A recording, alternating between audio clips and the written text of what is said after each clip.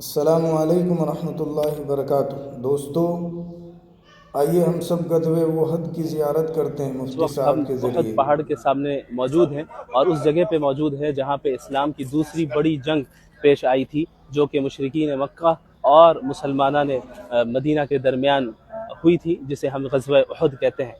اور آپ کو معلوم ہونا چاہیے کہ اللہ کے نبی صلی اللہ علیہ وسلم 1000 کی تعداد میں اس میدان میں تشریف لائے تھے، لیکن 700 کے قریب ہی ان میں صحابہ تھے اور 300 کے قریب منافقین تھے، جو کہ آدھے راستے میں ہی انہوں نے دھوکہ دیا اور دھوکہ دے کر وہ واپس چلے گئے۔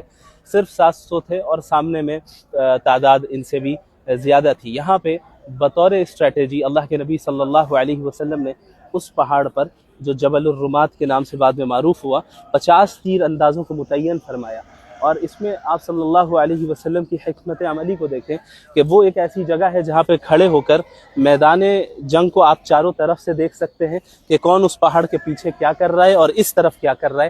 اسی طرح اس پہاڑ کے اوپر سے ڈائریکٹ مسجد نبوی کی طرف نظر جاتی ہے اور مسجد نبوی نظر آتی ہے، جو کہ اس وقت کا مدینہ تھا۔ لہٰذا یہ جو 50 تیر انداز متعین تھے یہاں پہ، ان کا ایک کام تو یہ بھی تھا کہ پہاڑ کے پیچھے سے اگر کوئی حملہ آور ہو رہا ہے تو اس کو وہ تیر کے ذریعے روکے، اور ساتھ ہی ساتھ مدینہ المنورہ پہ نظر رکھے، چونکہ عورتیں اور بچے وہیں پہ تھے، کہیں ایسا نہ ہو کہ کوئی فوجی دستہ مدینہ میں حملہ آور ہو رہا ہے۔ ماشاء اللہ۔